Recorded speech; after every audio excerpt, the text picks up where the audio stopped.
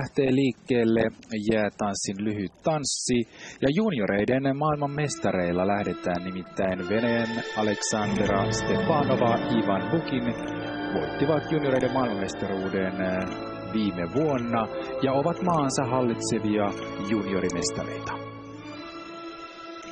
Tämän kauden lyhyttanssissa rytmeinä ovat pasodoble, flamenco ja ehkä espanjalainen valssi, joillakin pasodoble on pakollinen.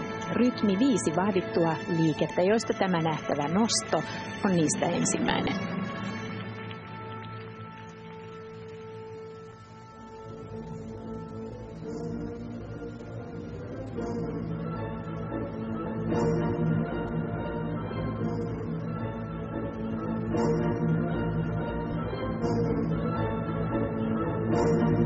Twissel-sarja ja aivan erinomainen valinta Twissel pyörimisasennoksi, tuo kyykkyasento, harvemmin nähty ja erinomaisen hallittu.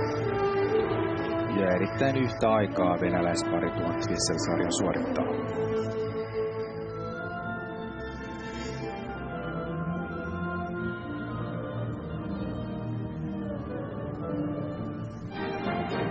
Ja siirtymän jälkeen sitten alkaa tuo pasodoble, josta koko kierroksen tanssiaskelista tässä kuviotanssissa täytyy puolikierrosta mennä tarkasti kuvion mukaan, mutta toisen puolen voi varioida kuitenkin siten, että nuo taitotasoa näyttävät osiot tulee sisällyttää siihen toiseen puoleen.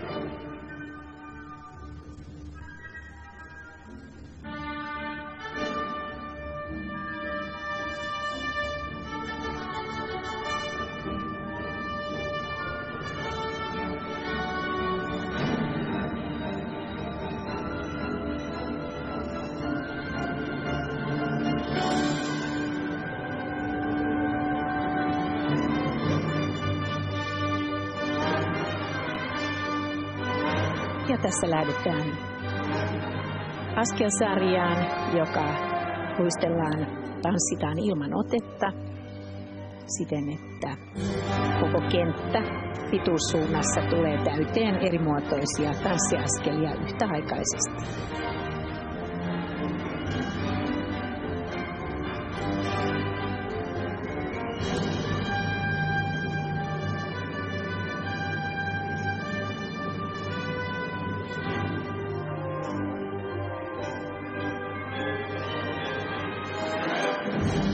Näin lyövät espanjalaiset alkutahdit venäläiset tähän kilpailuun. Pari on ehdoton tulevaisuuden nimi Venäjällä. Ivan Bukinilla hyvät geenit, hänen isänsä Aleksander on olympiavoittaja jäätanssista vuoden 1988 olympialaisista Gälgäristä.